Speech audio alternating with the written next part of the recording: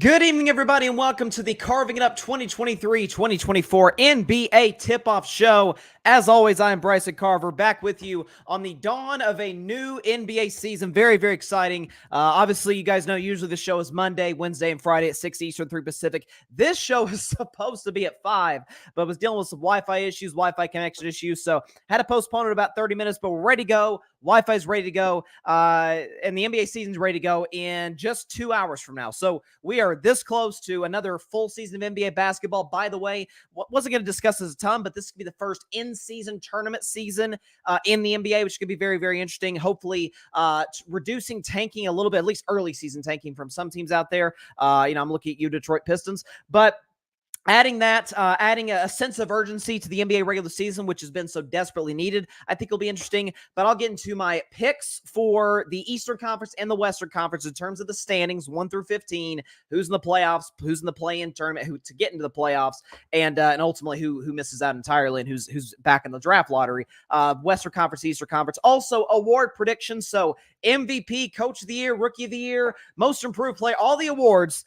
Yours truly will predict them a little later on the show. And at the end, listen, at the end of the day, all that matters is who wins the championship. And let's be honest. I mean, I think there's a streak. I forgot what it was. I think it's since 2019, the team with the best record in the NBA has failed to get to the finals. And then I think the last 3 years, the team with the best record, or last 4 years, I think, the team with the best record has failed to get to the conference finals. So regular season doesn't matter. At the end of the day, it doesn't matter. It helps you with seeding maybe a little bit, but postseason is what matters at the end of the day. I'll get into that later on today's show. So we've got a loaded show on tap. First, I did want to start, though, before I get into any standings predictions, I did want to talk about Giannis Antetokounmpo. So the news broke during yesterday's episode of Carving It Up Live that he had signed a 3-year, $186 million extension with the Milwaukee Bucks. And this ultimately validates what I've been saying about Giannis for about a month and a half. That you notice all offseason, and it's been a long one. It's the longest Bucks offseason I can remember, given the fact that they went out unceremoniously in the first round against the 8 Miami Heat, who, in Milwaukee's defense, they did lose to the finals runner-up, but still Milwaukee should have won that series. They were certainly the more talented team when it was all said and done. However, all offseason long, you heard Giannis talking about, hey, I'm in it to win it, so to speak. And if the Milwaukee Bucks don't show me that their mindset is on winning a championship and competing at the highest level, then simply put, I'm going to leave in all likelihood in free agency in 2025. And he said that outright. He said, if Milwaukee's not in on winning, then I'm out of here. And Milwaukee's like, okay, this is our best player since Kareem Abdul-Jabbar. Let's get him somebody. And they got him Damian Lillard. And as they say, history often repeats itself. Because ironically, following a gentleman's sweep to the Miami Heat, who went on to lose the finals, Giannis, who won MVP that season in 2020, the bubble year, the COVID year, comes out and is very tentative, very hesitant to sign that extension with the Milwaukee Bucks. And I'm sure I had conversations within the building saying that I'm not staying if y'all don't give me somebody. And they trade for Drew Holiday. And Milwaukee wins the championship. But even before the championship, what happens before that season? 1 month after the Drew Holiday trade, Giannis signs the extension to stay a Milwaukee Buck for the future, for the next few years, rather. Puts the Bucks in the same position. In Milwaukee, we know, good as they are still a small market team. The only way for them to acquire superstars is either to draft them, which is incredibly difficult to do, and obviously trade for them, which you give up a lot of assets. In doing so, they happen to give up Drew Holiday in that trade, Grayson Allen, other players, in order to get Damian Lillard to Milwaukee. And Giannis signs the extension yesterday. And what I love, and my man John Rivera, I'm going to have to give him credit because he commented this on my show yesterday when I was talking about this, is that this contract for Giannis really lines up with Dame's contract. So Giannis has the rest of this year. Whether he'll opt into the year following this year, to me, is borderline irrelevant, given the fact that he's already signed this extension. But Giannis is in Milwaukee for the long haul. Dame's in Milwaukee for the long haul as well. And those two are going to compete for multiple championships. Obviously, I think certainly Bucks fans would agree with this. I think NBA fans would agree that as good as that team is and as great as that duo is, I think it's the second best duo in basketball to Jokic and Jamal Murray. Only reason I put Jokic and Murray above them, I don't think Murray's better than Dame, but we've seen them do it in the playoffs. We've seen them be very successful in the past. I think you're kind of in the mindset where you're like, hey, if you're the Milwaukee Bucks, at some point, like, when are we going to break through and potentially be the next dynasty? Because let's be honest, the Golden State Dynasty, my Warriors, we've probably only got another 2-3 years left. And can Milwaukee break through, stop the dynasty short, and start their own? They've already got one, which they won 2 years ago, or technically 3 seasons ago in the 2020 through 21 season, which they beat the Phoenix Suns to do so. But man, good for Giannis. He got his money. He's going to make an average of $62 million a year. He could have made more than this, but what I love, what this message to me sends about Giannis is Milwaukee Bucks are saying, hey, Giannis, we kept our end of the deal. We showed you we're about winning. And Giannis is like, I bet you are about winning. Where's the dotted line? Let me sign here. And so he's all in the Milwaukee Bucks. Bucks obviously are all in on him. And obviously they're going to compete for a championship this year and be one of the contenders in the Eastern Conference. I'll predict their season coming up relatively soon. Also, I did want to get into, because this is the elephant of the room in the room of the NBA season, again, staying in the Eastern Conference, is James Harden. Now, this has been part 3 of the James Harden quitting on teams experiment. 2020 in Houston, 2022 in Brooklyn, which Brooklyn I defend him a little bit, but still quit his way out of Brooklyn. And now you could argue even worse than it was in Houston, because at least in Houston, hey, he was there for what it was there for 8 years, got him to some Western Conference Finals, never broke through and won a championship. So you can't call it a resounding success by any stretch of the imagination. But Houston was always competitive. James was winning an MVP and winning scoring titles, assist titles. He was very successful there. And it got to a point where both sides needed to move on. James was incredibly unprofessional with how he handled it. Let's just say he put on a couple LBs in doing so, but both sides needed to move on. This case, it's a little different.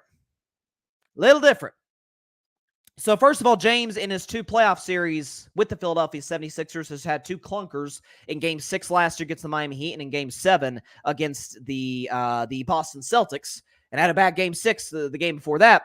And we talk about James Harden, we talk about, okay, he's one of the better scorers in the history of the game. I don't think he's top 5. I'm not quite sure he's top 10, but he's certainly in that upper echelon, that tier 2, tier 3 area of scores in the history of the game. You could argue is a little gimmicky, right? Like the step back and getting to the free throw line 1,000 times a game. But listen, it worked for a long time until they changed the rules. And thus far, James hasn't really been able to adapt.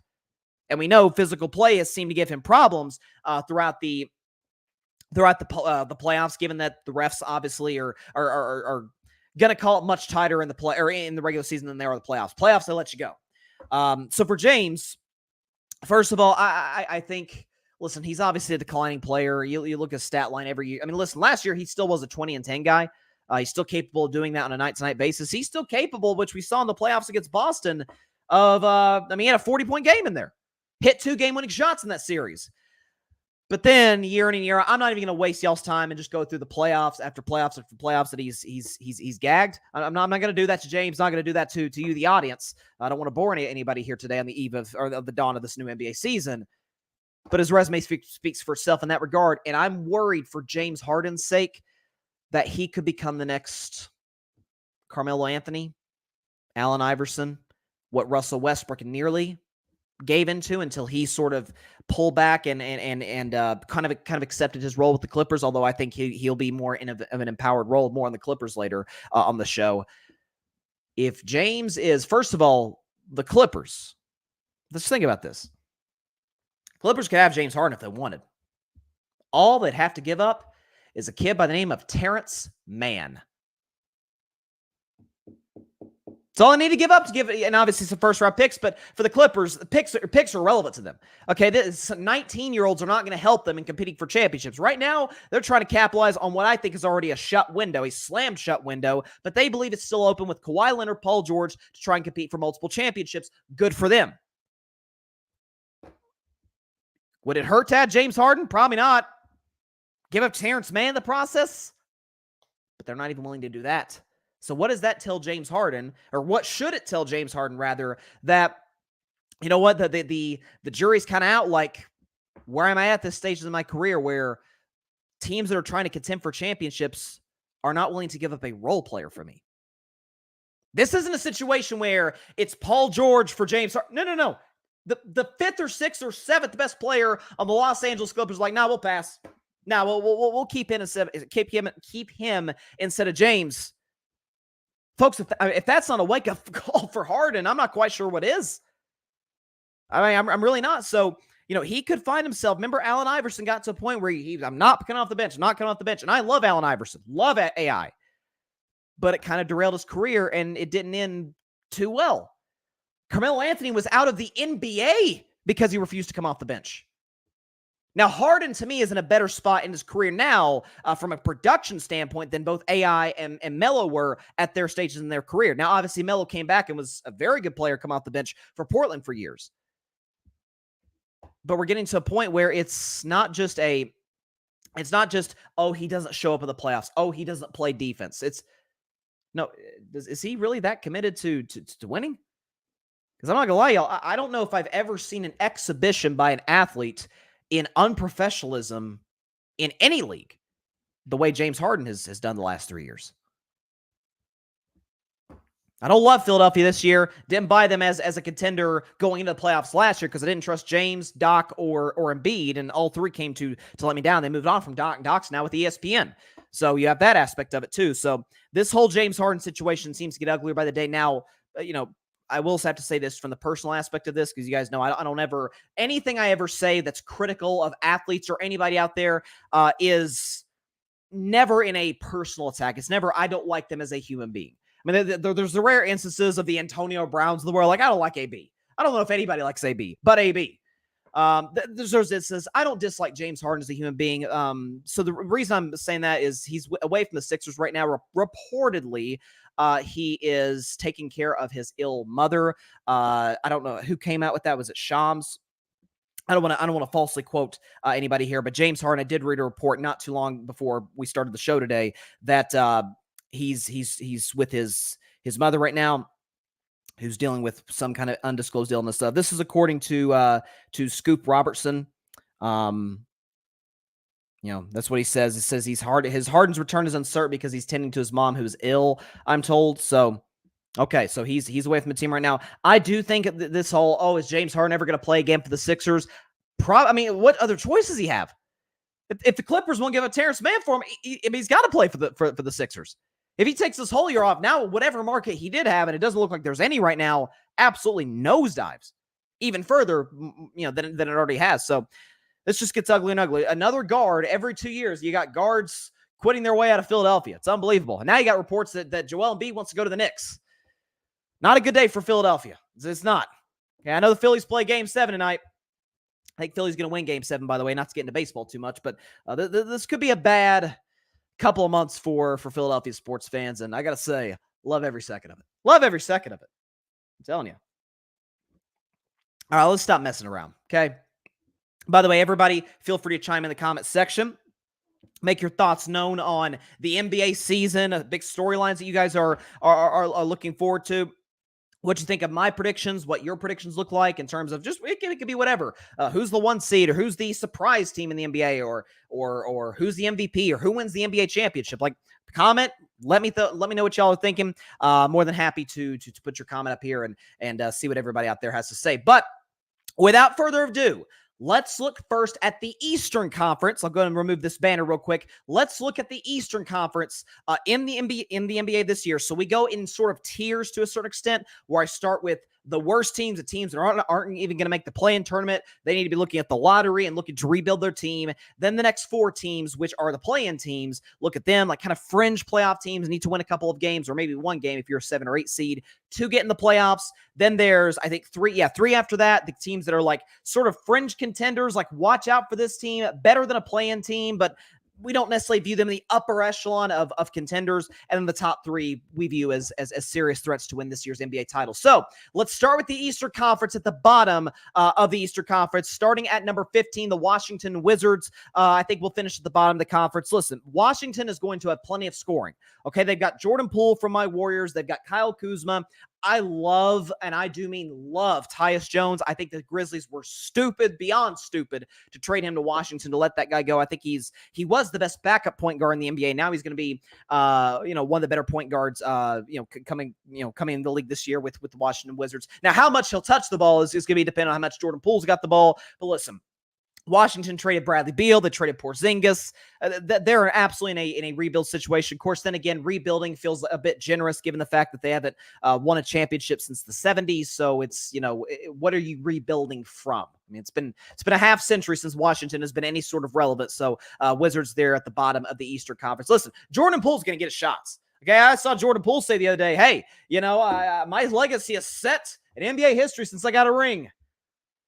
Thank God my Warriors traded him. Anyways, to the Detroit Pistons now, who I think will finish in 14th in the Eastern Conference. Look, I really liked Cade Cunningham when he was drafted first overall in 2021. They added James Wiseman, again, another former Warrior, too. I hate to put two former Warriors champions at the bottom of the East, but I got to be objective and do what I do here. But listen, I love James Wiseman's upside. When my Warriors took him second overall in 2020, I think he's still fully capable of reaching that in Detroit. But simply put, his timeline of development did not match up with the Warriors' timeline of contention. I think he'll have an opportunity to develop. Monty Williams now there as the head coach, one of the most respected head coaches in the NBA. I love Monty. I think he's going to do a really good job there and get Detroit slowly but surely back to relevance. But this year simply will not be the year. They will, however, improve. I think they won 17 games last year, only 17 games. I'll bump them up to 27. So Detroit will be a little more respectable, but still in the cellar in the Eastern Conference. The Charlotte Hornets at number 13. I think Charlotte made a boneheaded move by taking Brandon Miller over Scoot Henderson with the second overall pick. It was so bad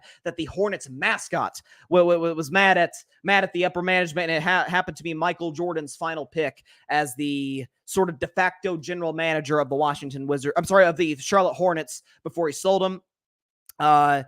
Listen, MJ has a history of bad draft picks, so why are we surprised? I'm not a big Brandon Miller guy. Off court issues aside, I like his game, but I just don't know if he can develop there in Charlotte. Listen, LaMelo Ball is coming back from injury, but there's only so much he can do with the roster that he's got over there. They did lose Kelly Oubre as well. Chicago Bulls 12 seeds. So Chicago came that close to making the playoffs, almost beat the Heat, who we of course know went to the finals last year in that last playing game. Chicago was a 10 seed last year, but listen, Lonzo Ball is still not going to come back from that knee injury. Looks like he's going to miss all the season, which sucks. Knock on wood for him that he's able to come back sooner rather than later and be some semblance of the player that he looked to be developing into. I'm a big DeMar DeRozan guy. I actually think there's a chance he may get traded at season's end. So I don't buy in the Bulls at all. I think Zach LaVine is absolutely going to be moved before the February deadline.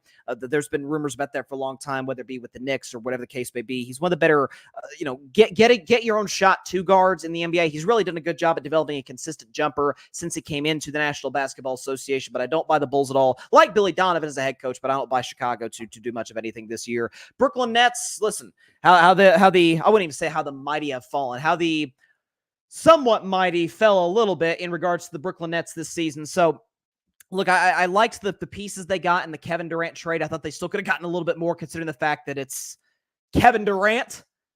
But you have Mikal Bridges. You have the kid Cam Johnson as well over there. So I like the pieces they've got in Brooklyn. I like some of the developmental situations that they have with the Brooklyn Nets. I think they're well coached. I really like Jacques Vaughn. I thought he should have gotten the job in 2020 over Steve Nash. He's got the job now. He's got his work cut out for him in terms of development. But listen, Brooklyn is kind of psychologically trying to recover from last year with the Kyrie controversy. Then they trade Kyrie. Then they trade Kevin Durant and what was the blockbuster deal of 2023. So it's kind of a psychological recovery period for the Brooklyn Nets. So I got them at the number 11 spot. So there's bottom 5 teams in the East. Brooklyn comes ever so slightly close to making the play-in tournament. If they make it, I won't be terribly surprised, but I simply don't think they have enough talent to get there, although I do like their coaching. So yeah, from 11 to 15, I've got the Nets, Bulls, Hornets, Pistons, and the Washington Wizards rounding out the bottom 5 in the Eastern Conference. So let's now move to the play-in teams. These are fringe playoff teams that we think are going to be kind of a little bit on the outside looking in. Obviously, half these teams will get in, half these teams will not in terms of my predictions. So at the 10 seed right there, I've actually got the Orlando Magic getting in the playoffs the play-in over the Brooklyn Nets.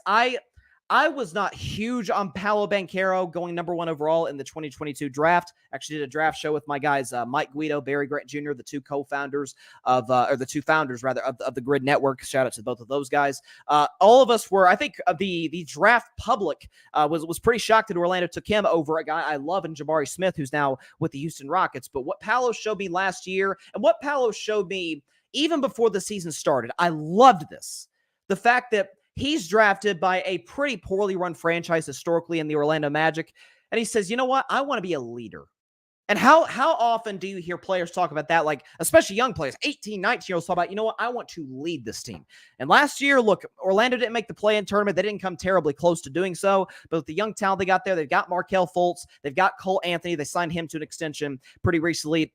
They've got Franz Wagner there as well. So they got a really nice young core there in Orlando. And I think Paolo's has got the opportunity to be one of the up-and-coming stars in the NBA. And I do think he'll get Orlando into that play-in tournament at the 10 seed. At the 9 seed, the Indiana Pacers. I thought for a little bit, I've got Indiana, by the way, going 41-41 right there at 500. I thought about putting putting Orlando over Indiana. But let me tell you something, y'all. I love me some Tyrese Halliburton. Okay, I initially thought, and clearly, at least thus far, it looks like the Kings have won this trade. But when Sacramento traded Tyrese Halliburton to Orlando to Indiana, I'm thinking, oh my gosh, this is highway robbery by a pretty well-run franchise historically in the Pacers. They may not have any championships to show for it, but we always kind of respect the Pacers. Obviously, we know Indiana as a basketball state, Hoosiers and all that. Listen, the Pacers are a well-coached team now. Will they move Buddy Hield? It feels like this story's been going on for 4 years now, or really a couple of years ever since the Sacramento trade. Will Buddy Hield get traded to a contender? Will Miles Turner get traded to a contender? That all remains to be seen. I do think they'll keep this core intact. They did have a solid draft for the last couple of years. But again, I love Tyrese Halliburton, all-star level player. I think they'll make the all-star game this season, and the Pacers will get into the play-in tournament. At the 8th seed, the Toronto Raptors. Again, we're talking about young players, so I really buy into Scotty Barnes is one of them. I mean, I was genuinely shocked that they didn't take Jalen Suggs. I think it was number 4 back in 2021. They decided to go with Scotty Barnes out of Florida State, and all he did was win Rookie of the Year. They were able to retain OG Anunoby. It looks like Pascal Siakam probably is going to leave sooner rather than later. Whether he gets moved or not remains to be seen. I absolutely do think he'll finish the season with the Toronto Raptors. I think they're relatively well coached. I didn't love them firing Nick Nurse, but maybe it was a situation where it was best for both sides to move on. Masai Ujiri is one of the most brilliant general managers and president of basketball operations, rather, in the NBA. Toronto have always respected them as a franchise. They did lose Fred VanVleet, which hurts, but I think this will give some of the younger players an opportunity to really, assert themselves. They took Grady Dick in the NBA draft. I really like his potential coming out of Kansas. So Toronto Raptors there at the 8th seed in the Eastern Conference. And rounding out, listen, this team feels like it's going to be hanging around the 7 spot until the second coming. The Atlanta Hawks at number 7. So look, Trae Young is really talented. I've loved Trae Young since he came out of Oklahoma.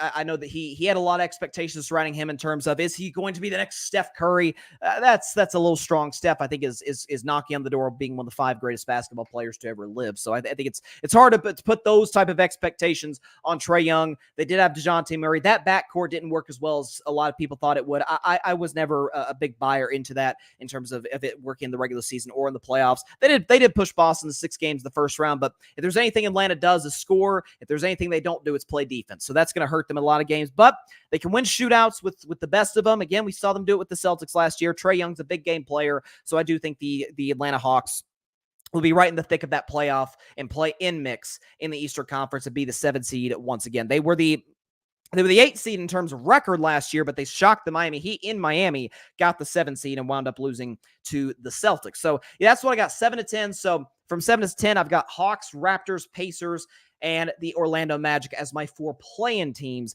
in the Eastern Conference. Let's move on to the playoff teams. Guys, the teams are absolutely in the 4 through 6 seeds in the Eastern Conference. So we're talking about fringe contenders, maybe legit contenders, your 4, 5, 6 seeds. Let's look at them right now in the Eastern Conference where I have them slated. So I've got the Miami Heat, the defending Eastern Conference champions, as the 6th seed, not having to play in the play-in tournament for the second year in a row. Listen, you guys know I love me some Jimmy Butler. Okay, that dude, Jimmy Buckets. We know what the playoff Jimmy thing. What he did getting this team to the finals last year was absolutely special. He's one of the better shot creators at his position in the NBA. Not exactly known for being a shooter, but can score down low. We know what Jimmy Butler's game is. Obviously, Miami, I know everybody's kind of sold their stock in the Heat, saying like, hey, they came off the finals last year and they're going to add Dame. And it never happened. Obviously, Dame is now a Milwaukee Buck.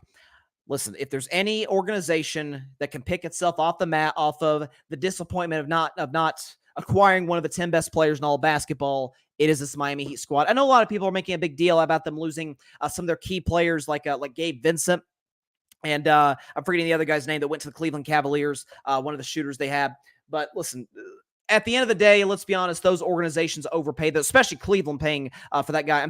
His name is escaping me right now, the shooter for the Miami Heat that went to the Cavaliers. But let's be honest, Miami, more than I would argue any organization in the NBA, Golden State, you could argue, but I'd still put Miami above them in this regard, that they get the absolute most. They squeeze every juice, every drop of juice out of whatever the talent they have has to give. By the way, Tyler Hero missed every single playoff game but the first last year, and the Heat still got to the finals. He's coming back. Is he disgruntled given the fact that he was in multiple trade offers reportedly throughout the offseason potentially? But Bam Adebayo's, I think, is going to have a big year. Eric Spoelstra's still the best coach in basketball, and Pat Riley still is the evil genius in the NBA. He is still the godfather after all. So Miami will absolutely be competitive. They will be the 6th seed. The 5 seed will be the Philadelphia 76ers, who are complete turmoil. I am making this prediction assuming Joel Embiid plays this year start to finish as a member of the 76ers. Again, as I mentioned earlier on the show, there have been reports that he could end up with the New York Knicks, that the Knicks offered a package, something like Julius Randle, RJ Barrett, some multiple first-round picks. I mean, a haul, no question about it for Joel Embiid. I do think he'll finish this year with Philadelphia. Whether or not he'll stay there long term is a different matter. But listen, I love Tyrese Maxey. I think he'll be capable of being that number 2. James Harden will come back at some point, but I think by the time he does, Maxey will be the established second best player, or second option rather, on this Philadelphia team. They still have Tobias Harris. They still have some of these key veteran players. Again, I don't trust Philly at all. I did like them hiring Nick Nurse. I think Nick Nurse is an upgrade over Doc Rivers. We've seen Nick Nurse coach teams to championships in the past and have playoff success before, so I do like that component. But it's typical 76ers. There's in-house drama that's gotten to the outside, and I feel like it's going to derail them once again. But I do think they're simply too talented not to be amongst one of the 5 best teams in the East. So I've got Philadelphia as the 5 seed. At the 4 seed, a team I'm really buying stock on as a fringe contender, the New York Knicks. So Jalen Brunson is a guy who I don't know if Jalen will ever, maybe he will, but I don't think last year, if we had to name the top 20 players in the NBA, I would say over half of basketball fans and media out there would not put Jalen Brunson in their top 20. I mean, I don't, because his tangibles, the things we can see, doesn't blow you out of the building, right? Doesn't blow the roof off. He's a good shooter, good ball handler, good distributor. What I love about Jalen Brunson is his intangibles, his leadership, what he brings to the New York Knicks. One could argue Julius Randle is probably more talented, but if the Knicks were going to try and develop a contender with Julius Randle as its best player, that was never going to happen. We saw that experiment worked a couple years back, and they made the playoffs, had an ugly exit to Atlanta, and then the next year had an absolutely disastrous season. They had Jalen Brunson. He led them to the Eastern Conference semis. Knicks had a really, really successful season last year, and I think they have the potential to take a step forward. I think they do win 51 games this year. I really, really like the Knicks, where they're going. Tom Thibodeau, one of the better coaches, one of the better defensive coaches in the NBA, like their depth, Emmanuel Quickley, the whole bit. Mitchell Robinson. So they've got depth in New York. They've got playoff experience now. Jalen Brunson has played some big games in his basketball life, dating back to college at Villanova. Whether or not they'll add Joel Embiid remains to be seen. I don't think they'll need him this year, given the pieces they have around them and around Brunson and Randle to win 50 games and be the 4 seed in the Eastern Conference. So there you go. Those are 4 to 6. Those are kind of my fringe contending teams out east. I do think the Knicks can maybe make things interesting. Miami, certainly, we know Heat culture. They're always going to make things tough on whoever. Miami is that one team that obviously we're going to get to teams like Milwaukee and Boston in just a moment. But those 2 teams, they would prefer, certainly Milwaukee, and frankly Boston too, because Miami beat them both last year. Obviously, both teams have gotten better, but both of those teams are like, God, if we could just avoid the Heat, we'd rather play the Knicks and the Sixers with Embiid, without Embiid, doesn't matter. We'd rather play them over the Miami Heat. Like, it's unbelievable. So I do think, though, those 3 teams are in the mix to potentially contend.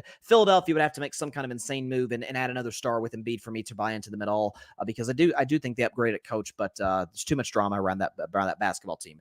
Now, as far as the top 3 seeds in the Eastern Conference, so we're talking about some contenders here. No surprise at 1 and 2. I'll start, though, with number 3, the Cleveland Cavaliers. You're like, Bryce, you're giving love to a Cleveland team? Of course I am, because I'm objective, okay? I may not like Cleveland. maybe seriously rooting for against Cleveland. I hope they go 0-82 every season, but that's of course not realistic.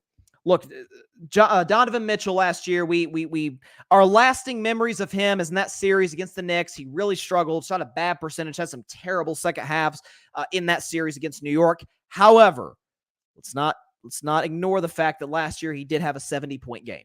Like that did happen. Okay, he was all NBA. He's capable of being that type of player. You do have Evan Mobley, who just gets better and better and better every year. Darius Garland is emerging as one of the better point guards in the NBA. I do think they're well coached with JB Bickerstaff. Really good developmental coach, has turned into a guy where, okay, the expectations are kind of on Cleveland now to really take that next step forward. They made some moves in free agency, adding some guys. So I like where the Cavaliers are at right now in terms of their roster makeup. I like where, listen, when you have teams that get embarrassed, talented teams, by the way, young talented teams that get embarrassed in the first round, no doubt about it, these last 6 months, those younger players in Cleveland, along with Donovan Mitchell, have been talking about, hey, this is our opportunity to get revenge on the whole NBA, not just the Knicks, but really make a statement. I do think the Cavs are a 50-win team. I had them as the 3 seed last year. Sue me, they were the 4 seed last year? Yeah, the 4 seed last year against the New York Knicks. So I do have the Cavaliers as the 3 seed in the Eastern Conference. Boston, Milwaukee, that's the debate out east. Those are the 2 true blue contenders in the Eastern Conference, the teams that, if you look at any prediction by anybody in terms of their NBA Finals prediction, it's either the Celtics or the Bucks. Who's the 1 seed? Who's the 2 seed? I'm actually going to give the ever so slight edge to Boston as the 1 seed with 60 wins and Milwaukee with 59 wins. So neck and neck as the 2 seed. The only thing that separated, and it is tiny, it is by the slimmest of margins because I think the gap between these 2 teams is just tiny. I think it's going to take a little bit of time to work Dame into the lineup and work this Dame Giannis duo. I do think it's going to work. But through the first couple of weeks, like it might be a little bit of a struggle. By the way, LeBron James, when he went to Miami in 2010, I think the Heat might have had a losing record through their first 10, 15 games of a season. So it was a process. They had to work it out, but in the long run, it worked. LeBron was phenomenal. Dwayne Wade, kind of at the end of his prime, was very successful and very instrumental to a lot of championship winning teams for the Heat at that time. I think that's kind of where the Milwaukee Bucks are at right now, where Giannis is Giannis. He's the unquestioned face of the Bucks, the unquestioned leader of the Bucks. And even Damian Lillard acknowledged that during media day. Chris Middleton's your 3. Chris Middleton is a guy who's got multiple All-Star games on his belt, on his resume, and he's your 3. That's great stuff for the Milwaukee Bucks moving forward. They still got Brook Lopez. They still got Bobby Portis. I think they upgraded at head coach. I didn't like the whole situation with Terry Stotts. Thought that was a little weird, especially given his connection to Dame. I thought that was that was a little odd, given how that whole situation sort of panned out.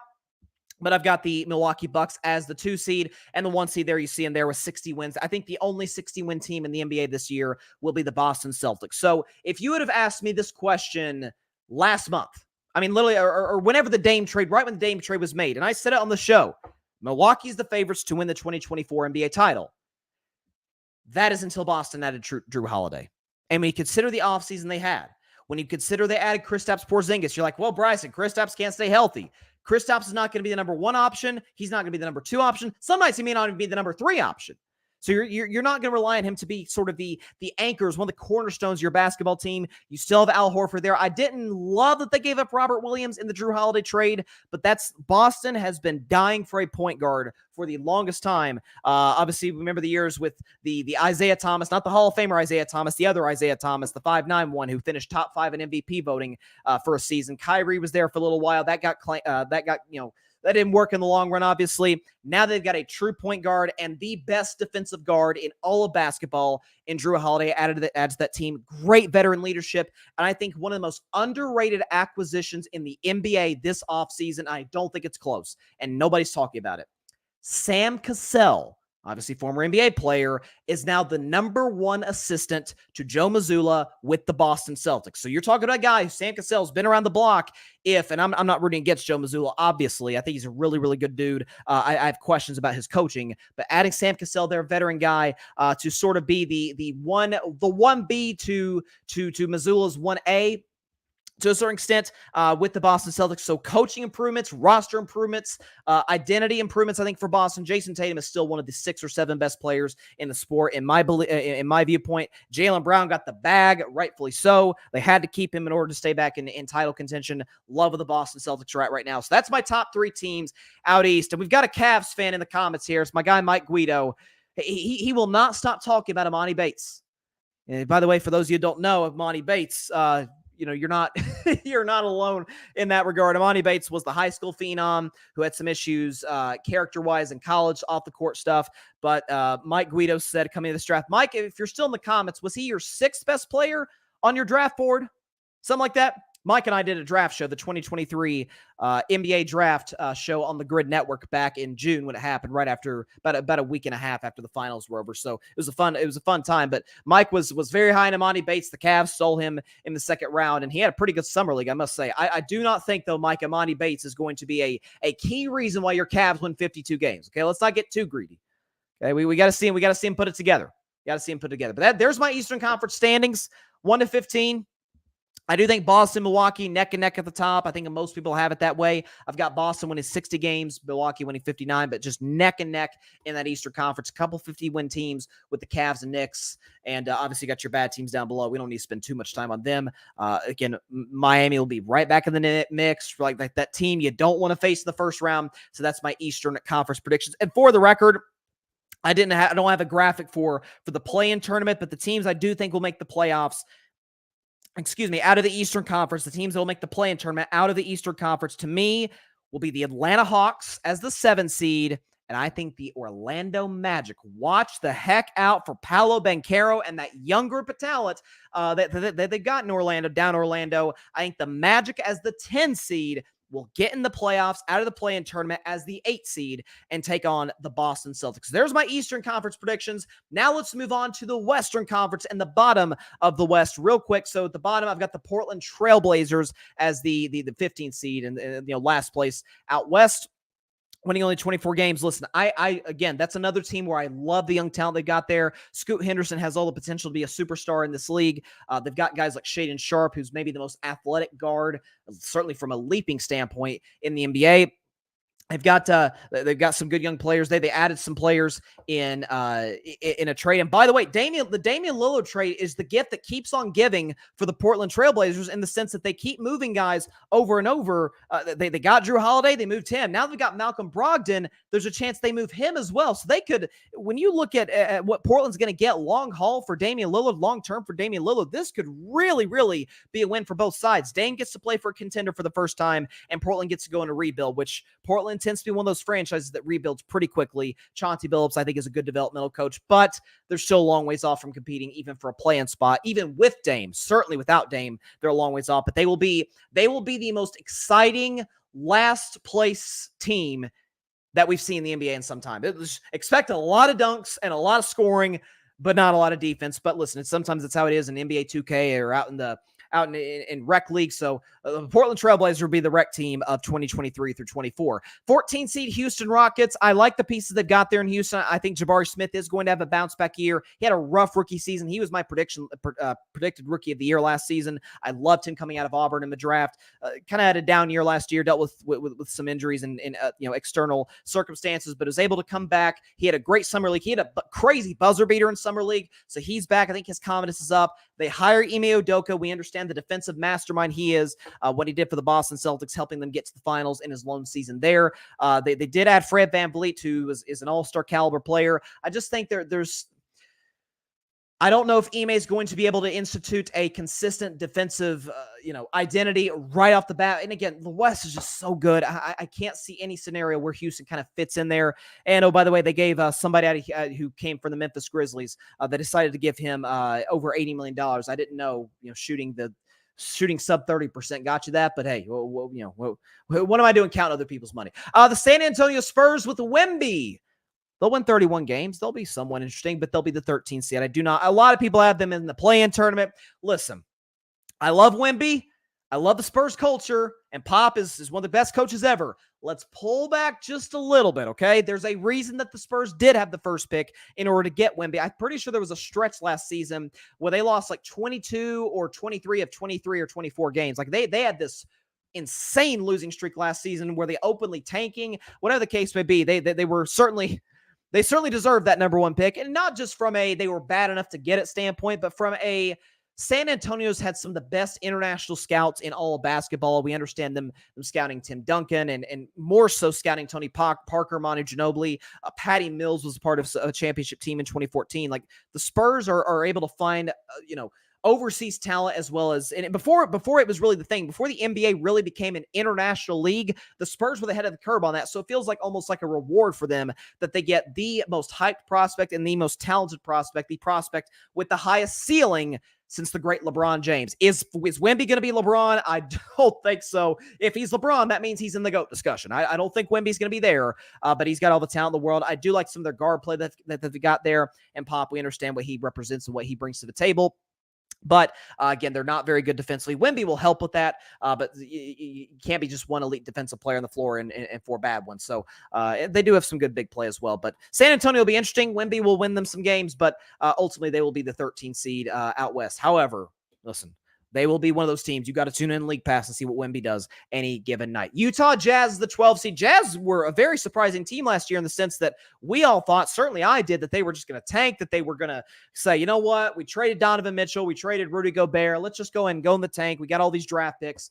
Danny Ainge, if there's anything Danny Ainge knows how to do, he's like Sam Presti in Oklahoma City. That dude knows how to get some draft picks. And I think Utah, they've again, another organization that they don't have any championships to show for it, but we've always respected the Jazz. Maybe not believed in them as much as we believe in like the Lakers or teams like that or the Celtics, but we've always respected the Jazz as an organization that can get it right quick. I think Utah will do that in a certain sense, but when it's all said and done, they simply don't have the talent to do so. Lauri Markkanen had a big-time season last year. I like Colin Sexton over there, but ultimately the Jazz simply do not have the talent to get to the next level, to get to the play-in tournament, which, to their credit, they almost did last year. Minnesota Timberwolves, 11 seed. I don't even think they're getting to the play-in tournament because I think Karl-Anthony Towns is going to get traded at some point this season.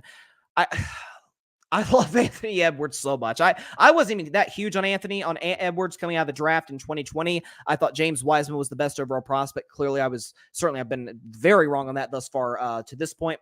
But listen, he's an all-star caliber player. He's a guy who's capable, talent-wise, of being one of the 10 best players in the NBA. The Timberwolves obviously were a playoff team last season. But I think once the organization kind of goes all in on this being Anthony Edwards' franchise, I think I think you'll get to a point where like, okay, do we move off Karl-Anthony Towns? Are we comfortable with him being our second best player or our two? And he knows he's the two. I'm not sure that's going to be the case. And listen, I'm not a big believer in Chris Finch. I'm not. I've seen so many instances where his teams have just folded late game, big game situations. They're terrible situationally. They're not terribly well coached. In Minnesota's Minnesota. We kind of all expect them to screw it up. So I do think they're going to miss the play-in tournament. And maybe Anthony Edwards asks out. Maybe he does what Kevin Garnett should have done way before he ended up doing, and that's asking out, ending up on a title contending team. But we know how poorly run Minnesota is, so this is kind of going to be yet another failed season for the Timberwolves. So yeah, that's my bottom five out west from 11 to 15. Timberwolves, Jazz, Spurs, Rockets, and Blazers. Let's move on to the play-in teams. So teams that are like fringe playoff teams. Again, I think half of these teams, obviously, by the way the play-in tournament goes, will get in the playoffs. Let's look at 7 through 10. So at 10 right there, you've got the Dallas Mavericks. Again, I'm not a big believer in Dallas in terms of the bad decisions they made over the last few years in terms of letting Jalen Brunson go and trading for Kyrie Irving, given the fact that they were the 4 seed. They were humming. They were playing good basketball. Luka was in the MVP discussion. And they trade for Kyrie Irving, and it all goes by the wayside to the point where last offseason, they have a choice. They had to pay Kyrie. Because if you don't pay Kyrie, then you just traded to go from the 4 seed to the 11 seed and get nothing out of it. So that'd have been the ultimate disaster. Mark Cuban was put in a bind where he had to make the move to go get Kyrie. I still think Luka is the 6th or 7th best player in all basketball. He's capable any given night to be the best player on the floor. We know the scorer and distributor that he is, and Kyrie is one of the most sensational talents in terms of handling the basketball and shooting the basketball that we've ever seen in the history of this league. But again, that's a team that is very offensive-minded, offensive-geared. That can't stop a nosebleed frankly, we saw a couple of years ago in the playoffs against the Phoenix Suns in some of those games in that series, certainly against my Warriors in the Western Conference Finals. They simply couldn't get enough stops down the stretch of those games in order to advance further in the playoffs, certainly against in the Western Conference Finals 2 years ago. Dallas is talented. They added my man Grant Williams, who I think will make an impact for them this year. I don't like Jason Kidd as a head coach of this team, but I simply don't trust him to take any more steps. We know, listen, I can't go against history in what Kyrie Irving has shown me post LeBron James. Okay, he blew up the Boston locker room. He blew up the Brooklyn locker room. I mean, do I have any reason to believe that this can be any different in Dallas? And this could be a very tumultuous season for the Mavericks. And it's a shame, too, considering that they had a good thing going with Brunson, but that's where they're at as the 10 seed. Los Angeles Clippers at the 9 seed. Again, I didn't buy the Clippers last year. I said they'd be a first-round exit. Lo and behold, they were a first-round exit. You say, Bryson, Kawhi got hurt. Paul George got hurt. Yeah, because they always do. And I hate it for him. I've always been a Paul George guy. And I did buy into the playoff P moniker more a couple of years ago when he literally carried that team to the Western Conference Finals when Kawhi Leonard went down in the second round. But you have to, obviously you're not rooting for, knock on wood, that both Kawhi and PG stay healthy. But again, talk about recent history with Kyrie. I can't go against recent history with Kawhi and Paul George. They get hurt. They're brittle. They struggle to stay healthy with these lower body injuries. I do think Ty Lue is one of the better coaches in the NBA, and I do like the depth that they've got. Whether or not they'll make the move for James Harden, right now it doesn't appear they're going to do so. Maybe if they're week into the season or 2-3 weeks of the season, things aren't going well. Maybe they get a little bit desperate and decide to make the move for Harden and trade their beloved Terrence Mann in order to do so. But listen, the addition of Westbrook, it helped them. He had some solid games in the playoffs last year. But Russell Westbrook is the ultimate when there's no pressure, when he's the man, when nobody expects them to win. He's great. But when you need him to be a key, integral piece to a team that's trying to win and win at the highest level, that's just not him. It hasn't been him for the vast majority of his career. Let's be honest, Westbrook fans. So I think the Clippers are a play-in team, but not a team that's immediately in the playoffs. 8 seed New Orleans Pelicans. I have wanted to buy into Zion Williamson for so long, and it's him and Ben Simmons. It's like the age-old, tale as old as time. That's every offseason. Oh my goodness, look how ripped Zion Williamson looks. Oh, Ben Simmons is hitting threes in the gym. Could you do that for a full season?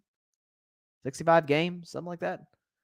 And for the record, loved Zion Williamson out of Duke. Loved him in 2019. Loved Zion. Wish he'd have went to the Knicks. He'd have been great box office draw for them. Ends up in New Orleans, which is a great city as well. Just not the marquee that Madison Square Garden is, obviously. I do think they're well coached, but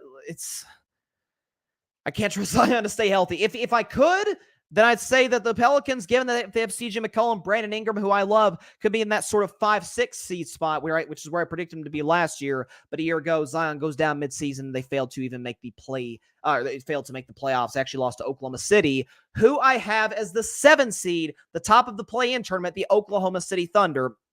So look, OKC, they did win their first playing game against the Pelicans last year in New Orleans, but then got mollywopped by the Minnesota Timberwolves. But look, in terms of Oklahoma City's potential, they just get better and better. Shai Gilgeous-Alexander is slowly starting to put himself in that top 10 players in the NBA discussion.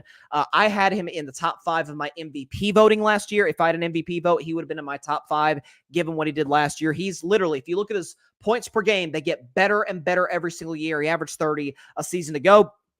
And also, Chet Holmgren. Now, Chet is a guy who I had big questions about coming into that 2022 draft. The same questions that a lot of folks had is about his size. It's about, man, he's really lanky. Can his body hold up in the NBA? But if weight is ever an issue with guys in the NBA, that's usually a good thing because that's something that you can add on muscle. Eventually, some of it's not necessarily just muscle. Some of it's these are 18, 19-year-old kids who haven't grown into their man body yet. So I think Chet Holmgren, you're seeing his physique now compared to when he was at Gonzaga, night and day difference. And we've seen him in the preseason thus far light it up. And in the summer league as well. I think he'll be in that rookie of the year discussion with the Oklahoma City Thunder. Sam Presti's one of the best general managers in basketball, was able to acquire even more draft picks. I didn't know it was possible, but able to acquire more draft picks during the offseason. I think they're well coached. I like their the 2 guys they got. One of them out of Arkansas. His name escapes me at this particular moment in time, but they're deep with young talent. I think Shai Gilgeous will get them to the 7 seed in the Western Conference. So 7 through 10, I got Thunder, Pelicans, Clippers, and Mavericks. To the fringe contenders, so they're in the playoffs. They're solid 4 through 6. But not quite in the level as the top 3. Let's look at 4 through 6. I've got the Sacramento Kings as the 6th seed. Listen, Sacramento was the surprise of the NBA last season. I don't think there's any question about that, given the fact that they had the best offense in NBA history, historically, when you look at the numbers. De'Aaron Fox was the clutch player of the year last season. Mike Brown was the coach of the year, unanimous coach of the year, rightfully so, in my opinion, last year. Domantas Sabonis had a big-time season as well. And I still think this team will be, I have no reason to believe that this team won't be great in terms of scoring.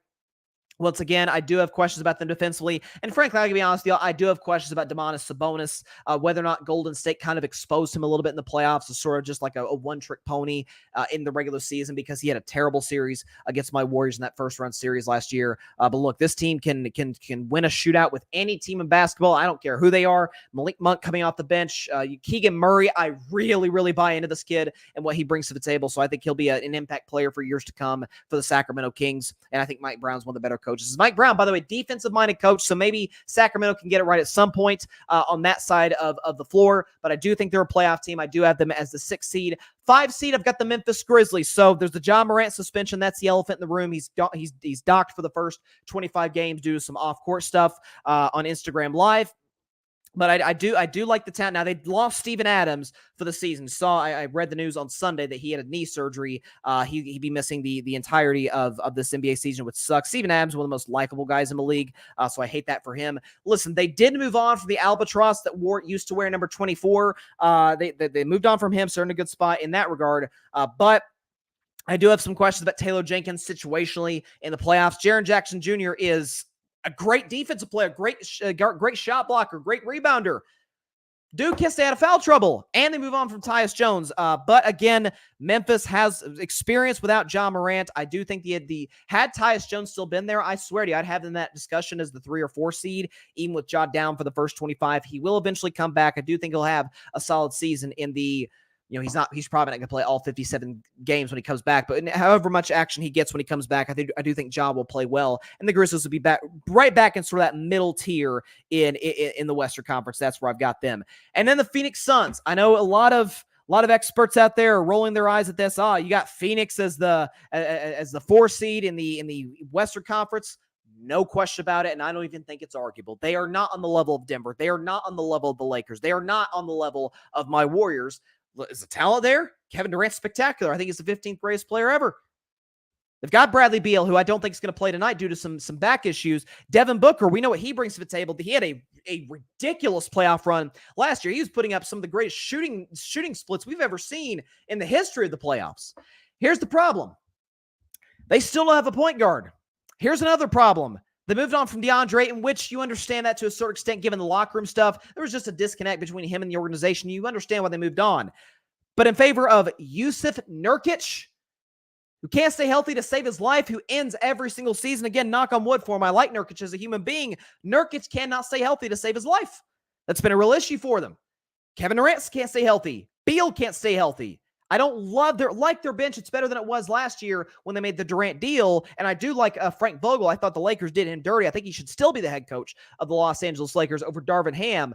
But I think overall there's some serious. I always say I have a rule on this show that if I have more questions than answers about where you're at as a team, NFL, NBA, Major League Baseball, the whole bit, college football, college sports as a whole, that I do not buy you as a contender. That is exactly how I feel about the Phoenix Suns. I do not believe that they are on the echelon of the teams I'm going to mention 1, 2, and 3 in the Western Conference. So that's where I've got 4, 5, 6. Phoenix can be talented enough. Again, I've got them right there winning 49 games. So on the fringe of 50 wins, they're talented enough to get that. Talent alone, as well as good coaching with Vogel, will get them to a certain point, but I do not buy them as a team that can put together a long playoff run or even a great regular season for that matter. You're going to hear Phoenix is going to be that team, folks, where there's always one team a year where this is the case. Phoenix is going to be the team where all season long they'll have some clunky games. They'll have some bad defensive performances. Well, they'll turn it on in the playoffs. What if they simply don't have the personnel to do so? That's my question. By the way, Beal's bad defensively. Booker's okay defensively, but not exactly going to be mistaken with Drew Holiday. And Kevin Durant is 35 years of age. He is 35 years of age. That's not It's not in his DNA at this stage of his career. So way more questions than answers about the Suns coming into this season. So I've got them at the 4 seed, followed by Memphis at 5 and Sacramento at 6. So the top of the Western Conference to me, undeniably, in this order, the 3 best teams out west, starting at number 3, the Los Angeles Lakers. I do have them slated to win 50 games this season. So LeBron coming back for year 21. We understand the smack talk that a lot of people have for LeBron. Oh my God, he got swept again. Well, look, it's not exactly a bad thing, or I shouldn't say a bad thing. It's not an embarrassment to get swept by the Denver Nuggets, considering what they did to just about everybody they faced in the playoffs, and considering the fact that your second best player, Anthony Davis, is he's coin flip Davis, but more on him in just a second. But LeBron's coming back. I mean, we forget because he had an up and down the playoffs. His highs were really high. I mean, he had a huge game 6 to close out my Warriors in the second round, had a massive 40-point game in which he played all but 4 seconds in year 20. It's unbelievable what this guy can do, folks, against the Denver Nuggets in that closeout game 4 in Los Angeles. But I like some of the moves the Lakers made this offseason. They obviously brought back Rui Hachimura. They brought back Austin Reeves. I wish they would have brought back Schroeder over D'Angelo Russell. I think Schroeder's a better fit on the defensive side of the ball. Doesn't give you the offensive impact Russell does.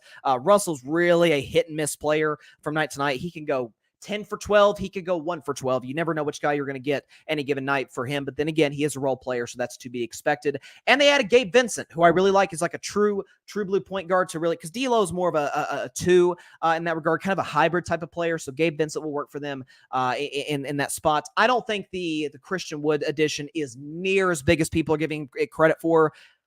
Listen, there's a reason the guy was available in September. Okay, a lot of teams could have picked him up. Dallas could have brought him back. Evidently, they didn't like what they saw there. A lot of teams could have picked Christian Wood up, but the Lakers were like, you know what? I guess we'll pick him up since he's the best free agent left in the market. But I do like where they are. They were the best defensive team in the NBA last year when they made all of those trades. I think that'll return again for them this year. I really like Jared Vanderbilt, by the way. Listen, it's all going to come down for the Lakers in terms of title contention to a guy. I'll put myself on the screen real quick. A guy I like to call, put this coin in the air.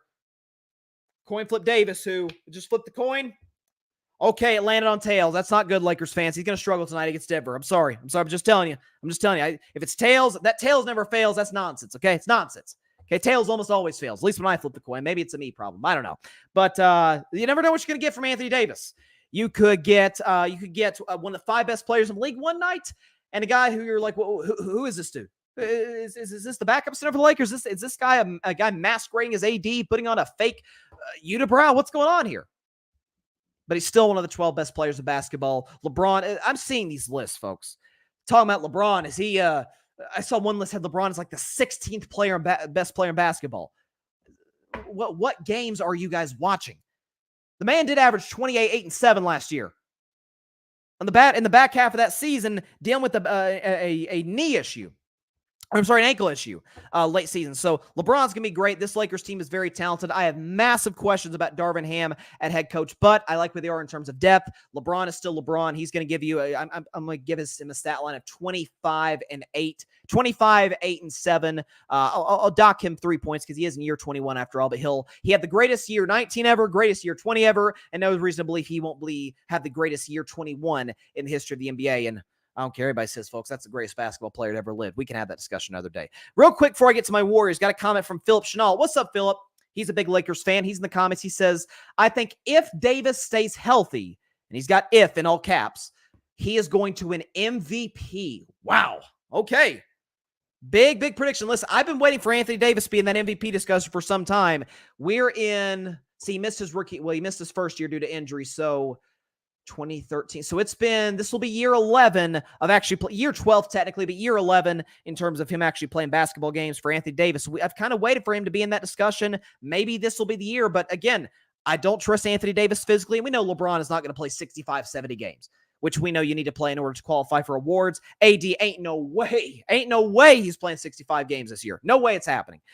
Golden State Warriors, my Golden State Warriors, Dub Nation, stand up. I've got us as the 2 seed in the Western Conference, winning one more game than the Lakers, 51-31 as with the final record. I know everybody, it's the tale as old as time. Every single season, we're talking about the Nuggets, rightfully so. They're the defending champions. Give them their respect. We're talking about the Lakers and the Suns. Out east, we're talking about the Bucks and the Celtics. A lot of these teams, rightfully so. I've heard some teams talk about, hey, Memphis may be a contender when Ja comes back. No, they're not. And we're just forgetting about this team residing in the Bay Area. And we forget that Golden State last season, literally everything short of one of their best players going down with an injury in the playoffs, everything short of that went haywire for him last season. Steph missed 20-plus games due to injury. Draymond dealt with some injury issues. We know that the elephant in the room with him and Jordan Poole. I read in recent reports saying that they didn't speak. They were on speaking terms for 2 months. You get the cancer that was Jordan Poole out of the locker room, as well as the bad shot taker out of the locker room. And again, for Golden State, and I kept saying this, that there's not one big move the Warriors need to make to be back in contention the following season, that being this season. Chris Paul wasn't a colossal, this huge, earth-shattering deal to the level that, say, a Kevin Durant trade to Phoenix was. No question about it. But my questions for Golden State, all of them were answered. Dang, they need some veterans. Oh, they added Chris Paul. They added Dario Saric. They added these guys who have been there and done that around the NBA. Man, they could really use a good backup point guard to Steph and a good six-man. Oh, they traded for Chris Paul. Man, they need size. Oh, they added Dario Saric. They drafted Trace Jackson Davis, so I'm telling you, it's going to get minutes this year. All of the questions I had about my Warriors this season, all the things, by the way, brought back Draymond Green in the offseason, which was huge for this Warriors team. And I said all offseason, I said, if they do not bring Draymond Green back, this is not a contender. He's that crucial. He's that important to this basketball team. In my view, he's been the second most important player to this dynasty since 2014-15 season. Steph, obviously, number one at that list. I put Draymond at number two with respect to Klay Thompson. Golden State Warriors, obviously, we know Steve Curry's. He's one of the best coaches of basketball. Steph, come on. What else we need to say about Steph? He's sixth greatest player ever with a championship. He can move himself into that space as the greatest point guard of all time. Phillips says, before I move on to Denver, Phillips says, biggest question for y'all, Bryson, is Steph Curry's health. Perfectly legitimate question. I understand that, but I guess my retort to that is health problems have not plagued Steph in the playoffs recently. I think the last time Steph missed a game due to injury in the playoffs was 2018. He missed the whole first round against the Spurs with an injury, a lower body injury they suffered in the regular season. So listen, knick-knack injuries for Steph have not come back to plague him and really hurt him in the playoffs in quite some time. So, and by the way, I've seen a lot of Warriors fans, hey, this is going to be an MVP year for Steph. No, it's not. Steph is at the stage of his career, just like LeBron, just like Kevin Durant, where you're going to play 50, 55, 60 max. And I mean max.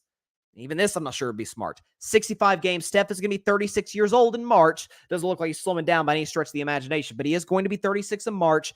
The Warriors aren't going to try and get Steph an MVP. He's already got two of them. Okay, that part of his career has kind of come to a close. It's the win as many championships as I can stage of Steph's career. So I think he'll be on somewhat of I know there's a new rules by the NBA in terms of load management. I think they'll take that seriously in that regard. So Steph will be ready to go when it's all said and done by the time mid-April comes and the playoff comes around. He will lead the Warriors to the 2 seed in the Western Conference. And at number 1, the defending NBA champion Denver Nuggets. Not much not to like about this basketball team. By the way, their game tips off in about an hour. In about an hour. They're going to get their rings tonight. So congratulations to them. Nikola Jokic today as we sit here. And again, this is a what have you done for me lately discussion. Janet Jackson, what have you done for me? I don't want this thing to get taken down for copyright. Point is, Nikola Jokic as we sit here today is the best player in all of basketball. He put together one of the greatest individual playoff runs that we have ever seen by a player. Jamal Murray, coming off of that ACL tear, was spectacular last year, particularly in the playoffs, in which, with all due respect to Jokic, who proved me dead wrong about those MVPs, Jamal Murray should have been, in my view, been the MVP of the Western Conference Finals, given what he did to a great Lakers defense in that series. But Jamal, I think this could be his breakout season. He's going to be an all-star this year. Aaron Gordon, we saw the impact he had, especially on the defensive end, had some big games. That game 4 had a huge performance against the Miami Heat. You got Christian Brown coming off the bench, really good bench player for them. They did lose Bruce Brown, which I think is a bigger loss than people give them credit for. If Bruce had stayed around, I swear, I think I had the Nuggets winning 60 games this year because he was that crucial for them coming off the bench. He ended up with the Indiana Pacers, which I forgot to mention when I was talking about Indiana. But Michael Malone is an excellent coach. I've been saying that for a while, for many, many years in the show. He's an excellent head coach. Jokic, we know what he brings to the table. Jamal Murray is one of the better complementary stars to a superstar that we've seen in recent NBA memory. And the Denver Nuggets, I have no reason to believe that they will be right back at the top of the Western Conference and right back in the championship discussion. in the Western Conference and the NBA as a whole. So 1 through 3. So to me, the 3 best teams in the Western Conference from 1 to 3: Nuggets, Warriors, Lakers. Not the Suns. Okay. Sorry, Suns fans. And I like Suns fans. Okay. This is nothing against y'all. Nothing. All right. Before we get to playoff predictions, before we get to that, let's look at the team or the award, my award predictions. So who wins these awards in the NBA? So MVP, all that. MVP will do best for last in that regard. Let's start with most improved player, and I think it will be a member of my Golden State Warriors, Mr. Jonathan Kuminga. This will be his breakout season now that they've added Chris Paul. If there's anything that Chris Paul loves more than the pick and roll, it is lob threats. Remember Blake Griffin, DeAndre Jordan, the lob threats he had with the Los Angeles Clippers? Remember Clint Capella in Houston? Remember DeAndre Ayton in Phoenix? Now, all of those guys are big men. Jonathan Kuminga is not, obviously, but Jonathan Kuminga is the type of guy, he's got maybe the best vertical in all of basketball, not named Mac McClung or Shaedon Sharpe. He's one of the best athletes in the NBA. He's got the potential. I've said since the draft, since 2021 when he was taken early by my Warriors in the draft lottery, I said he has all the makings to be a more athletic Kawhi Leonard. I think he's got that kind of upside. We saw flashes of it last year when Wiggins missed that time due to the personal family matter where the Warriors were dealing with some depth problems. Steph Curry missed games. So Kuminga got an increase in minutes last year, and that's a big-time performances. This preseason, he was a monster in the minutes that he got. I think he was averaging darn near 20 points a game. He's not going to average 20 for the regular season, but I do think he's going to be right around that sort of 17, 18 point mark. And it would not surprise me. I'm dead serious when I say this, folks. It would not surprise me if he were to replace Draymond Green in that starting lineup just to add a level of athleticism and move Draymond to the bench with Chris Paul. I think Jonathan Kuminga is that kind of talent. I think he will be the most improved player in the NBA this year. And he could be potentially Steph's number 3 option behind Andrew Wiggins and potentially surpass Klay Thompson. That's where I have Kuminga this season. For the 6th man of the year, I think it's going to be Malik Monk. So Malik Monk had a magical season last year. Listen, that was the one guy a couple of years ago that the Lakers should not have let go, but did. And Malik Monk had a big time first round playoff performance against my Warriors. And in general, last season, he's a guy who's fully capable of going for 30 any given night. He's one of the better shooters in the NBA. Yeah, I love Malik Monk when he was at Kentucky. I don't like Kentucky. I'm a Vols fan. Malik Monk had a spectacular run there. Again, he's one of the better shooters, shot creators in the NBA. He's capable. He reminds me of Jamal Crawford, with obviously not quite as good of a handle as Jamal had, but he's capable of getting a shot whenever he wants, being the number 1 option whenever he wants. I think Sacramento's going to have another big-time performance this season from an offensive standpoint, and Malik Monk will be a very big part of that. I think he will be the 6th man of the year in 2024. Now moving on to the coach of the year, I think it will be Michael Malone of the Denver Nuggets. So Michael Malone, we understand he's been up front and center about he didn't like the attention the Lakers got and all that. He's very, very outspoken, coach. We understand that. But this is the guy I've been saying for a while. Just said just a second ago when I was talking about the Nuggets this season. He's a guy, he gets the best out of his team. He has his team ready to play every night. And again, we know Steve Kerr had a quote. I think he took this from either Greg Popovich or Phil Jackson, 2 of the best to ever do it.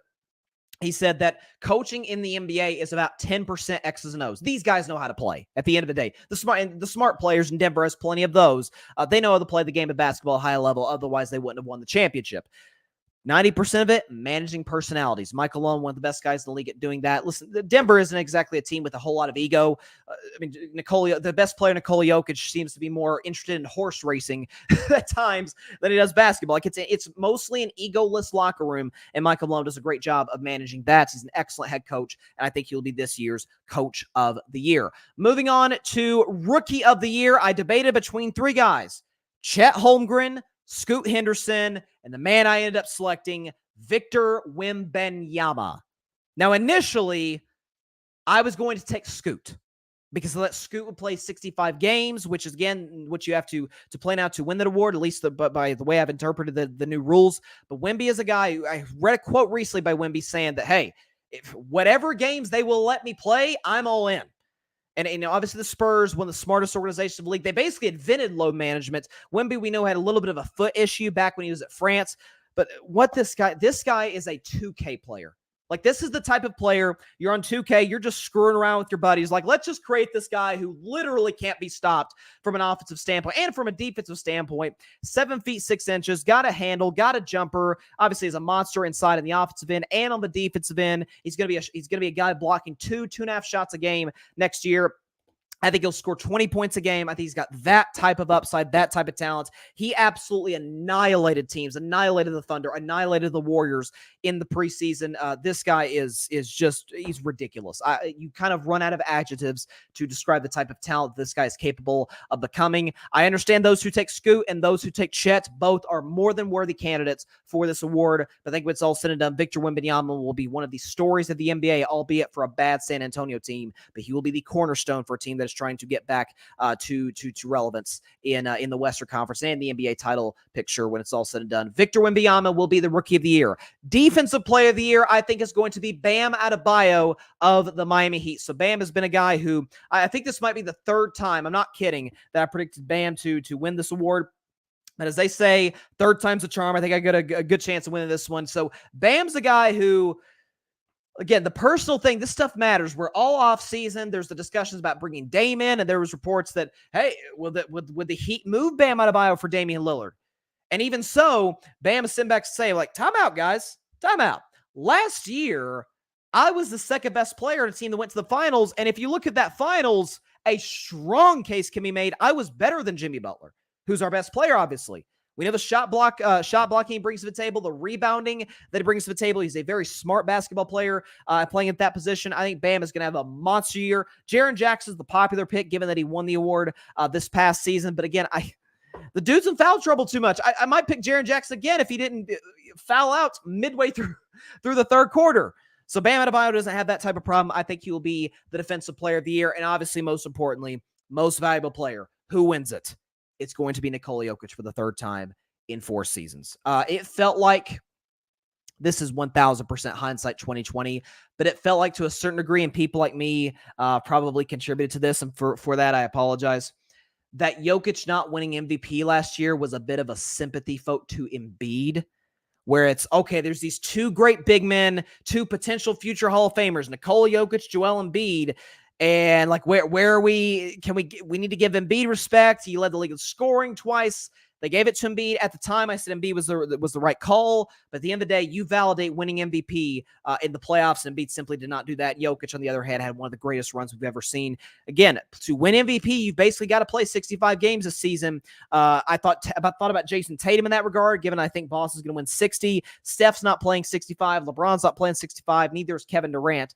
So the list kind of gets narrowed down. I think Jokic will have a lot of team success, a lot of individual success, and I do think he will be the most valuable player in 2024. So that's my award predictions, and I'm sticking to them. I feel good about all of them. I really hope Jonathan Kuminga does end up as the most improved player, or bare minimum in the discussion, because, man, if he is, woo-wee, watch out for the Warriors. Nikola Jokic will be the MVP, though. Now, most importantly, this is what y'all tune into the show to do. This is what primarily I'm doing the show for, and and centering the show around. Who wins the championship? Who goes deep in the playoffs? Who hoists the Larry O'Brien Trophy in 2024? So let me go and put up the do we have Eastern Conference first round predictions. I'll go and put them up right now. So given how I think the standings will play out, I think the Magic will face the Celtics. The Celtics will win quickly in a sweep. Boston's just simply more talented than Orlando. Orlando is in a rebuilding stage, and I think the Celtics will have the best record of basketball this year. So I don't think I would be genuinely shocked if the Magic ended up getting a game on Boston. I think the Celtics would win that series in 4 games. Atlanta would face Milwaukee in what's a rematch of the 2021 Eastern Conference Finals. I would take the Bucks in 5 games. Again, Atlanta can't stop a nosebleed. The one year they actually did get to the Eastern Conference Finals and lose the Bucks, they were a lot better defensively than they have been the last couple of seasons. I just think Damian Lillard is going to take, whether it's Trae Young guarding him, whether it's DeJounte Murray guarding, whoever's guarding Dame. I think that's going to be a Damian Lillard series. Should this come to pass, I would take the Bucks to win in a gentleman's sweep. Trae Young will get them one. Trae Young, last 2 years, has gotten, now he got 2 last year. The Hawks got 2 games off Boston, but that one Game 5 in the Garden, Trae Young was absolutely special. He'll get 1 game in this series, but Milwaukee's simply the better team. They would win in a gentleman's sweep. I'd take Miami to beat Cleveland in 6 games. The 6 seed over the 3 seed. Listen, I had to get a dig in at Cleveland, but I do really believe this is what would happen should this matchup come to pass. Heat culture, Jimmy Butler, playoff Jimmy. What more needs to be said? We know Donovan Mitchell really struggled in the playoffs last year. And again, this still is a very, very, very young basketball team. And so that has to be taken into account as well. I think Miami's in a spot where this is kind of a prove the whole league wrong this year that we don't need Damian Lillard. Force the media, force everybody, force the fans to give us our respect. I mean, we were, after all, one of the last 2 teams standing. We did take out your 2 title darlings in the Eastern Conference, beating Boston, beating Milwaukee to get to the NBA Finals, and doing so. So Jimmy's going to be awesome in that series. I think they would overwhelm the Cleveland Cavaliers. By the way, a matchup between LeBron's first 2 teams. So there you go. And the team LeBron should have stayed with, the Miami Heat. I still believe he should have stayed in Miami in 2014. I don't care. He should have went to Cleveland. Should not have went to Cleveland. He'd have won more championships if he stayed in Miami. I'm just telling you right now. But I would take the Heat in 6 games. 76ers and Knicks. I would take the Knicks in 6. Did not mean for that to rhyme, but that's what I think would happen. So again, I do not think Harden will be a 76er by this stage in the season, by mid-April. And I do buy the Knicks as a kind of a fringe Eastern Conference contender. I love their coaching. I love Jalen Brunson as kind of the leader, as sort of the heartbeat of that Knicks team. They've got shot blocking. They've got great rebounding, good shooting. I liked what the Knicks did this offseason in free agency. So I think they're in a spot where they're trending upwards. The Sixers are trending downwards. These are 2 organizations going in completely different directions. Embiid would keep some of these games close. Philadelphia would probably, this feels to me like a series where the Knicks would take the first 2 at the Garden. Philadelphia would play desperate, win games 3 and 4 in Philadelphia. And then the Knicks, the better team, would show up in game 5 and close them out in game 6 in Philadelphia at the Wells Fargo Center. So I would take the Knicks in 6. Again, I don't mean for that. Knicks fans, y'all are a great fan base. I don't mean for that to rhyme. I promise y'all. Now, to the Western Conference. What's first round series look like there? So I think the Pelicans would, I forgot to mention, I think the Thunder and Pelicans would get out of the play-in tournament. So the Clippers would be out of the playoffs when it's all said and done. So sorry, not sorry, Clippers fans. The 13 of you that there are on this planet. The Pelicans would play the Nuggets. I'd take the Nuggets to win this series quickly in a gentleman's sweep in 5 games. Simply put, I think Jokic is going to be out on a mission. He's not going to be upfront about it the way that we're used to superstars being. He's kind of this generation's Tim Duncan in terms of his temperament. Jamal Murray would have a big-time series. Again, CJ McCollum, Brandon Ingram, if Zion Williamson's healthy, would get them a game in New Orleans. But again, Denver's just the better team. They're on a mission to try and win back-to-back championships. We haven't had we've had, 5 straight different champions? Was it 5?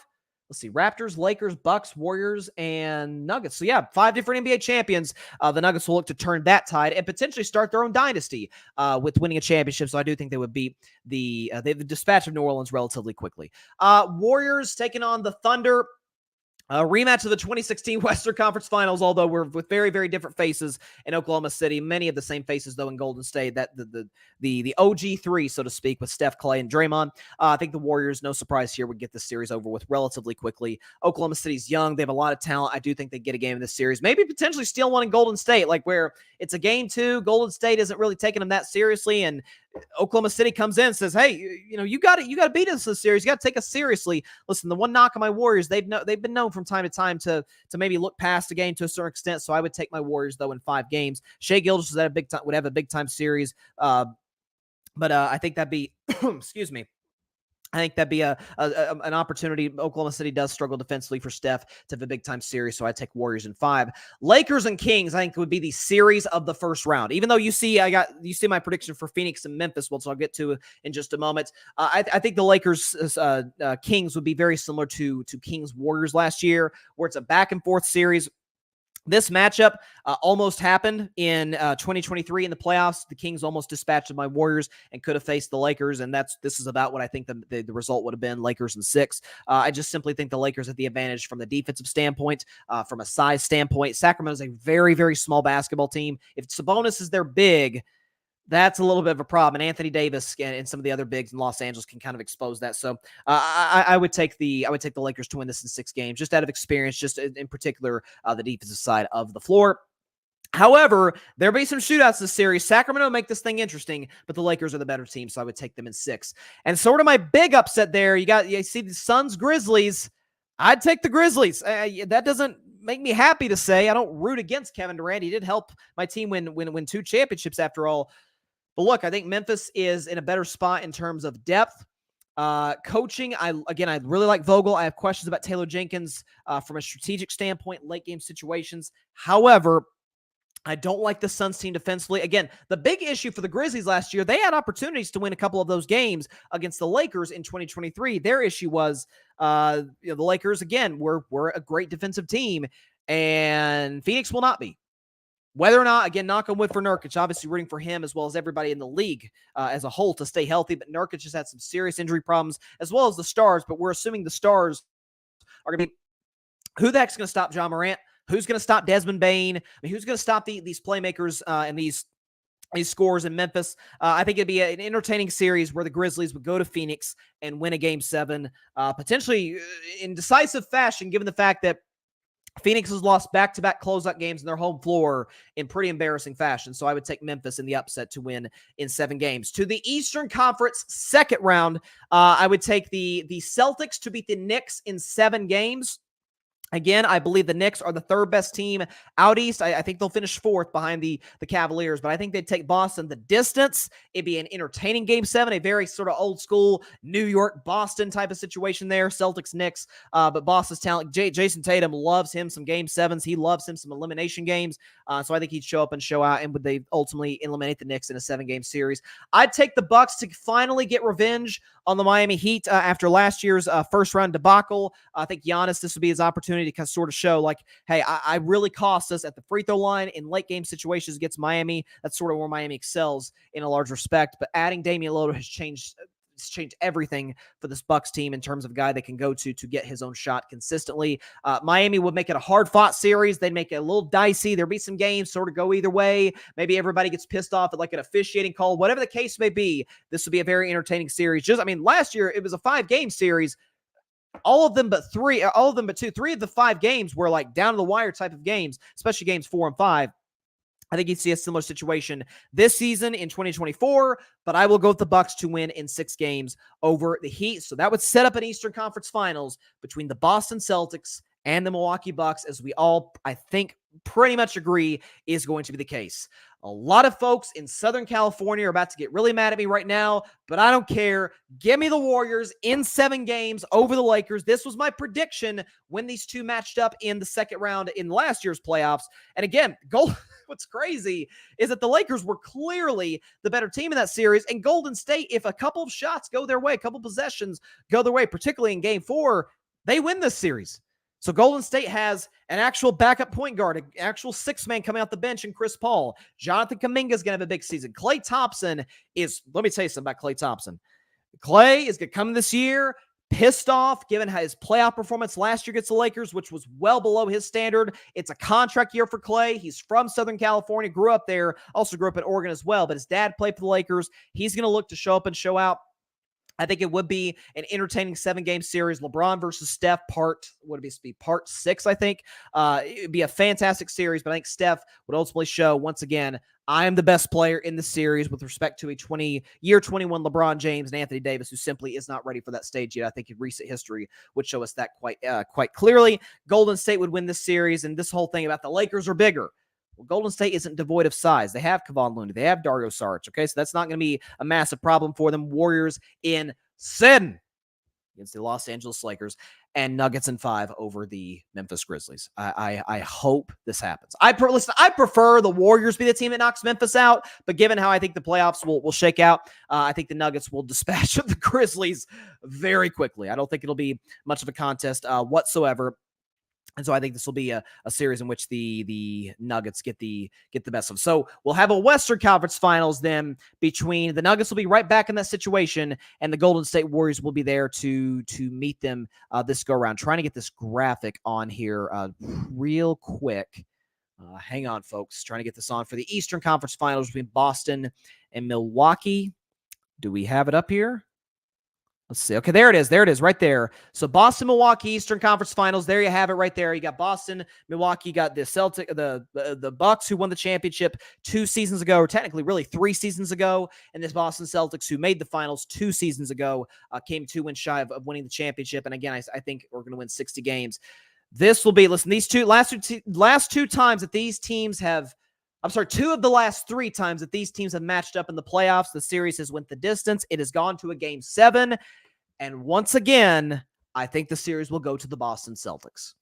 I keep emphasizing this, folks. The Drew Holiday trade changed everything for this basketball team. With no Holiday, if Malcolm Brogdon was the starting point guard, Derek White was the starting point guard, I might have different sort of a prediction for this series.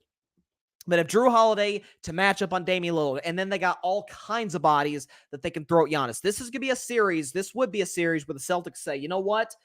The others, as Shaquille O'Neal calls them, Shaquille O'Neal's on TV right now on TNT. They're the best pregame show in sports is on television right now on TNT. But Shaq would call them the others, the Bobby Portises of the world, the Chris Middletons of the world, the Brook Lopez's of the world. Boston would say, you guys beat us because we're going to put Holiday one-on-one and Dame. Dame will still play well. Dame will still do his thing, but that will be the toughest matchup Dame could possibly ask for in that series when it's all said and done. So I would take the Milwaukee Bucks to lose to the Boston Celtics. Celtics would win this in a crazy, nuts 7 games to advance to their second NBA Finals in the last 3 years. And that leaves the Western Conference Finals, my Warriors and the defending champion Nuggets. And for the 6th year in a row, the defending champion does not go back-to-back. The Nuggets go down to my Warriors in 6 games. Listen, I think Jokic will absolutely, positively abuse us down low. But what Golden State will do is what Miami tried to do and had just a little bit of success doing, certainly in spurts in Game 2 and in Game 5 of the finals last year, is make Jokic a scorer first. For the record, that's what the Warriors did when they faced the Nuggets last time with no Jamal Murray. There's no question about that, with no Michael Porter Jr. But they said, Jokic, you're at your most dangerous when you're dropping 25 and 13. We'd rather you go for 35 and 6. Like, if you're a distributor, if you're getting other guys involved, guys' confidence are building, we've got no chance to win this series. Steve Kerr is one of the smartest coaches in the NBA, is arguably the best coach in the NBA when it comes to making adjustments. I think that's what Kerr will do.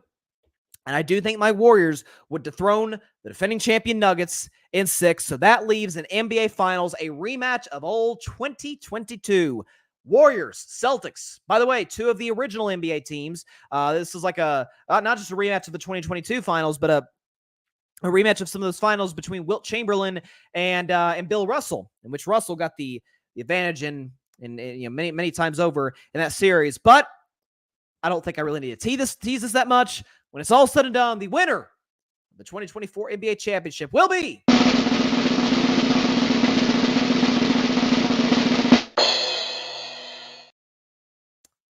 an 8th championship coming to the Bay Area. The Golden State Warriors, my Golden State Warriors, show for the 5th time in 10 seasons. No, the dynasty is not over. Yes, we are still here. Yes, Steph Curry gets a 2nd Finals MVP. He moves past Magic Johnson on the all-time list as one of the 5 greatest players in the history of the game. Am I biased? Of course. I knew this comment. I expected it. I understand that. Philip, biased at all? Certainly. No question about it. However, I look at a Warriors team I mentioned earlier. Everything that could have possibly went wrong for the Warriors, short of Steph Curry suffering a season-ending injury, went wrong. The Jordan Poole Draymond incident. Steph dealt with 2 injuries that cost him 20-plus games. Klay got off to an awful start to the season and finished very poorly. Draymond dealt with the issue with Jordan Poole. Jordan Poole was a locker room problem. Andrew Wiggins missed 2 months due to a family matter. Andrew Wiggins is now back, had a solid preseason. We know the two-way player that he's capable of being on a night-to-night basis. Kevon Looney, Iron Man, the best offensive rebounder in all of basketball. Dario Saric is in there as a stretch five guy who can play the big man position on a nightly basis. And, of course, the addition of Chris Paul changed everything for this team. The fact that they got Jordan Poole out of there was that in and of itself made Golden State better. Adding Chris Paul in his place? Are you kidding me? Now, is this the Clippers Chris Paul? Is this the Rockets Chris Paul? No, it is not. But it is a guy who can come off the bench, reduce turnovers. What has been our issue with the Warriors? What has been the Warriors' issue really for a long time? Man, they throw the ball to the other team way too much. They play a little careless sometimes. Chris Paul does not, you look at his career, that dude does not give the ball to the other team. He's going to come on the floor, steady things down. The Warriors' second unit, really historically, after Kevin Durant got there, and because they had to give up a lot of depth in order to get KD, and certainly this past season, got Steph, Clay, Draymond, Looney, Wiggins. They come in, they build a 10-point lead. You're feeling good about yourselves, and when they step back on the floor, they're down 7. And the bench really, really struggled, not just to build on leads. You don't necessarily expect the bench to build on leads. Can you just maintain it? If we're up 10, can our starters come back in up 8?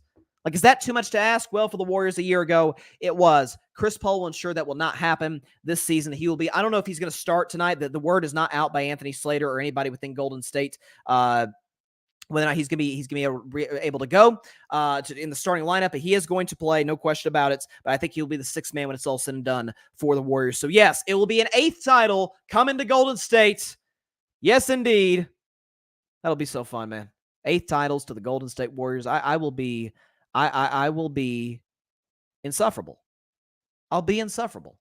But again, every year we hear about these other teams. We hear about the Lakers and we hear about the Suns and we hear about the Nuggets. I mean, Denver is the defending champion. You understand that. We hear about the Bucks.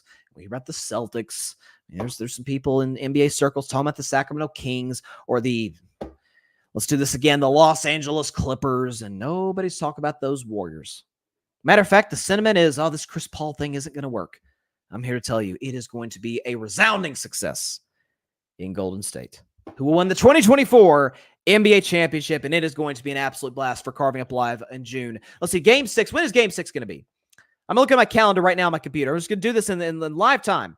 So Game 6 will be on June 13th of 2024. So June 14th, 2024 is going to be a fun show for Carving Up Live. Show up to the party. I'll send out the invitations out. Send the invitations out. June 14th, rather, 2024. We're going to have a celebration on Carving Up Live, celebrating a 5th title in the last decade coming to the Golden State Warriors. You heard it here first. All right, that is all the time we have for today's special episode of Carving Up Live. I'm actually going to be, I think, we're still trying to finalize it down, knock it down, and have this set in stone ready to go.